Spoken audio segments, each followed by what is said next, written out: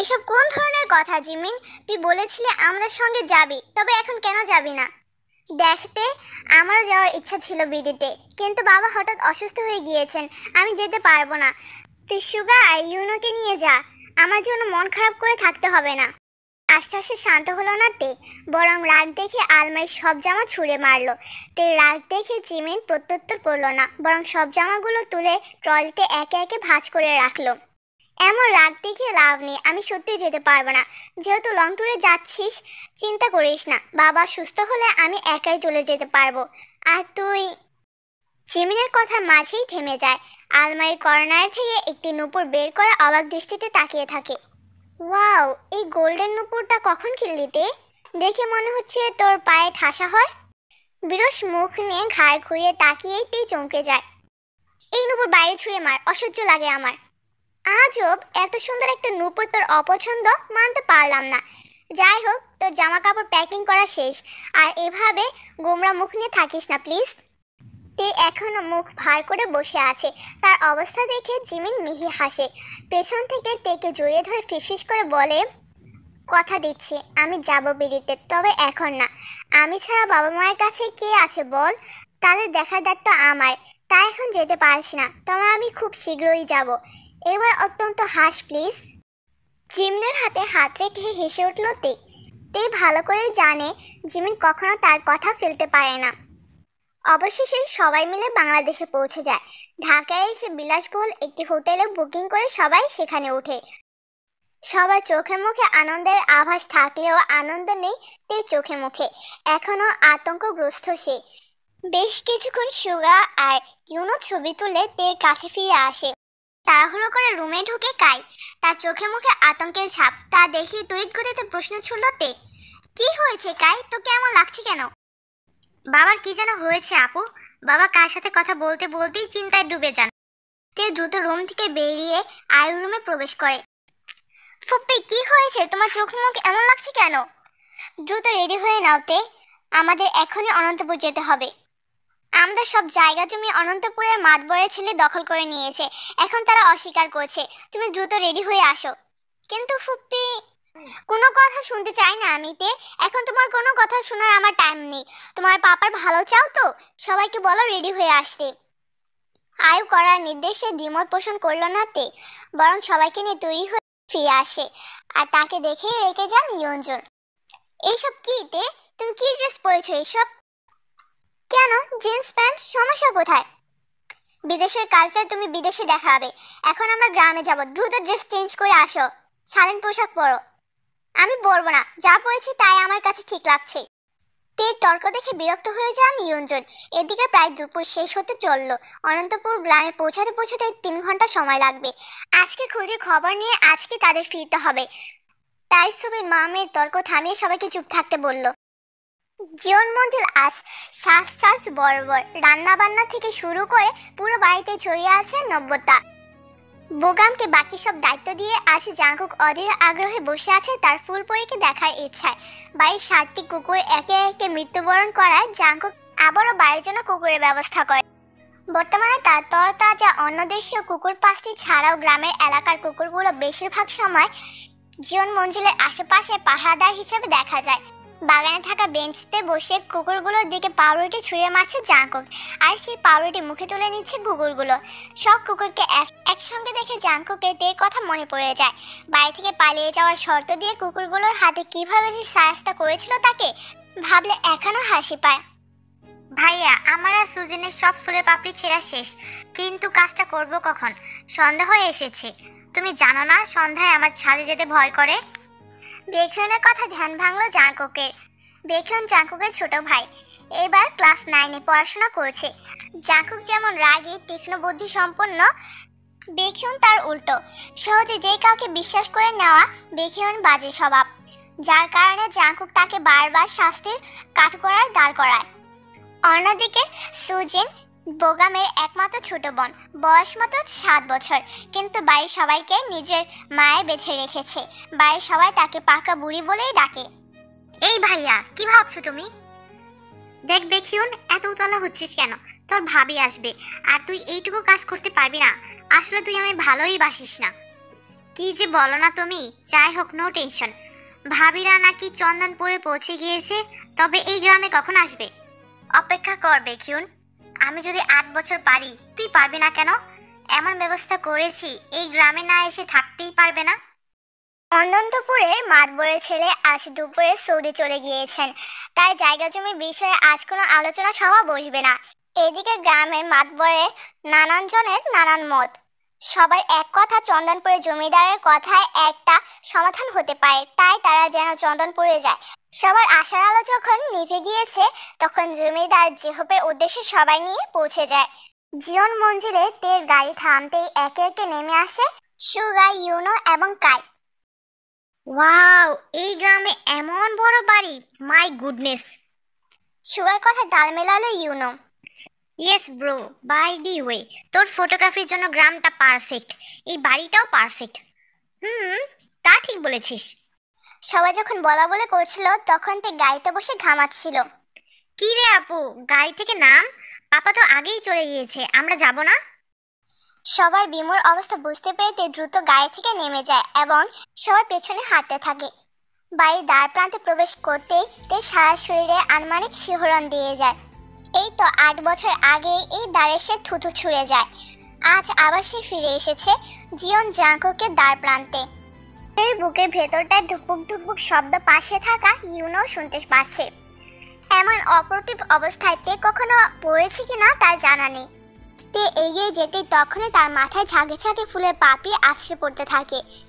হঠাৎ এমন কাণ্ডে উজবুক হয়ে যায় তে। তে অবাক হয়ে উপরে তাকাতে সেই মুহূর্তগুলো ক্যামেরায় বন্দি করে নেয় সুগা। তিনতলা ছাদ থেকে ঠোঁটের কোণে মিষ্টি হাসি ঝুলিয়ে বেকিউন বলে, সরি আপু, ভুল করে সব পাপড়ি পড়ে গিয়েছে। তে চুল থেকে গোলাপের পাপড়ি সরাতেই জাংকুকের কথা মনে পড়ে যায় জাংকুকের বলা সেই কথা।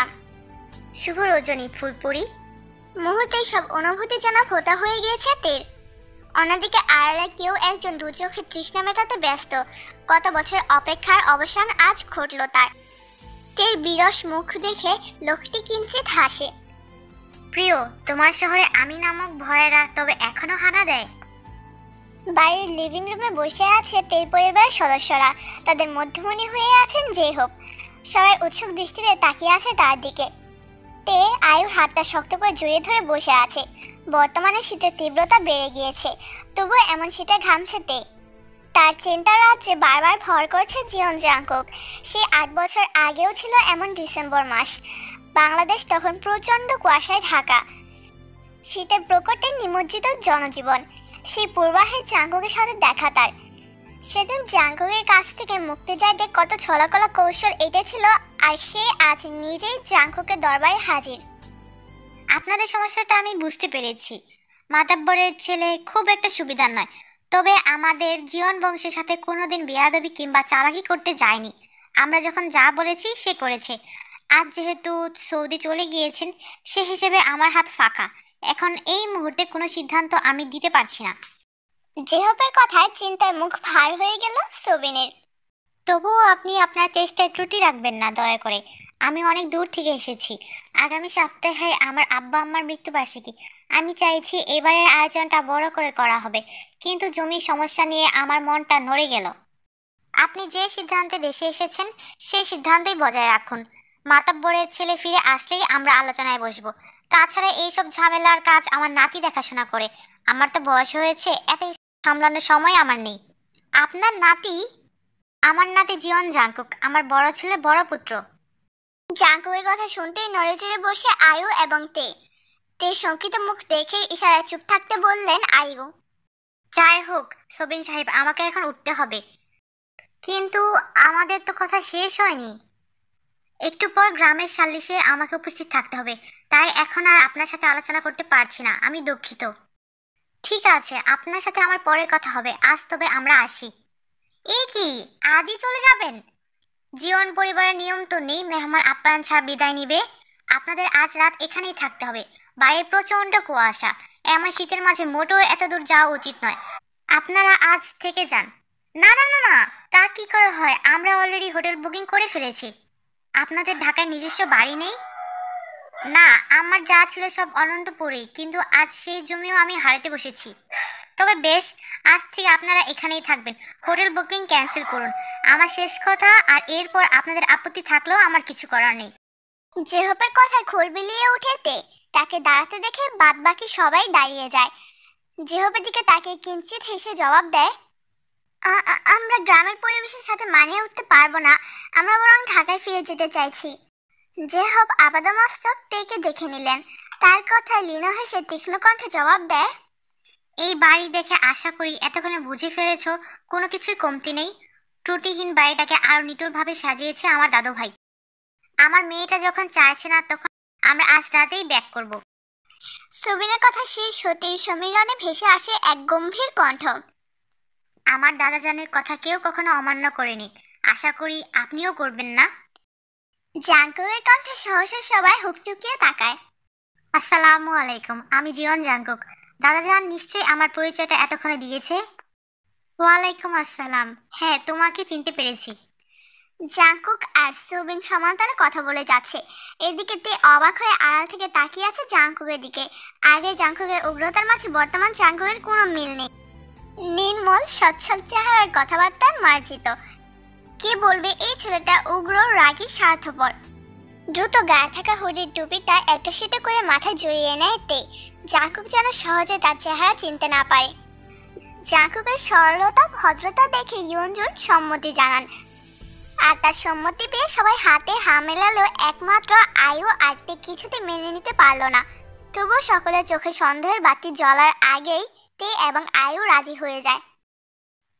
সুবিন আর ইয়ঞ্জুনের জন্য নিচেতলার রুম ঠিক করা হয়েছে। বাকিদের জন্য দোতলার বাম দিকে রুম দেওয়া হয়েছে। একমাত্র তের জন্য দোতলার ডানের রুমটি দেওয়া হয়েছে। সবার থেকে বিচ্ছিন্ন রুমটি তের হয় তার ভীষণ রাগ লাগলো, কিন্তু ক্লান্ত শরীর নিয়ে রাগারাগি না করে নিজের রুমে গিয়ে ঠাস করে দরজা বন্ধ করে দেয়। দরজার পিঠ থেকে জোরে জোরে শ্বাস নিয়ে আবার চোখ খুলতে একরাশ মুগ্ধতা নিয়ে তাকিয়ে থাকে রুমের চারপাশে। অদ্ভুত সুন্দর ডেকোরেশন পুরো রুম জুড়ে। কেউ দেখলে বলবে এই গ্রামের এত সুন্দর রুমের ব্যবস্থা। তে পিলপিল পায়ে এগিয়ে যায় রুমের চারিদিকে, চোখ বুলিয়ে একরাশ হতাশা নিয়ে ধাপ করে বসে যায় বিছানার উপর। হাজারটা চিন্তার পরশা রেখে তের মাথায় হুট করে প্রশ্ন আসে, জাঙ্কুক কি তাকে চিনতে পেরেছে? সবার সাথে কথা বলার সময় জাঙ্কুক তার দিকে একটি বারও তাকায়নি। তবে কি ফুপ্পির কথাই ঠিক? জাঙ্কুক সব ভুলে গিয়েছে? হয়তোবা ভুলেই গিয়েছে। জমিদারের নাতি হাজারটা কাজ করে সারাদিন, তাতে এই সামান্য মেয়েটির কথা মাথায় রাখবে কি করে? রাতের ডিনার টেবিলে তের পরিবার সকল সদস্য সহ জাঙ্কুক জেহব বসেন। বাড়ির মহিলা সদস্যরা অতিথি আপ্যায়নে ব্যস্ত। একে একে তের পরিবারের সঙ্গে সবার পরিচয় পর্ব শেষ। তে ঘুরে ঘুরে সব মহিলাদের দিকে অবাক দৃষ্টিতে তাকাচ্ছে। জাঙ্কুকের মা জিন তাকে চিনতে পারছে না। বাড়ির কাজের মেয়ে মর্জিনা জাঙ্কুকের দাদি যান এবং জেহব তাকে চিনতে পারল না। সবকিছু কেমন যেন অদ্ভুত হয়ে গিয়েছে। কি করে সম্ভব মাত্র 8 বছরের একটি মেয়েকে ভুলে যাওয়া? তে তো তাদের ভুলতে পারেনি। সকলের কাছে ডিনার টেবিলে করা আলোচনা স্বাভাবিক লাগলেও পরিবেশটার সাথে কিছুতেই মানিয়ে নিতে পারছে না তে। জাঙ্কুকের দিকে যতবার নজর গিয়েছে ততবার তার শ্বাস আটকে আসার উপক্রম হয়েছে। সব কি তিক্ত, অসহ্য লাগছে।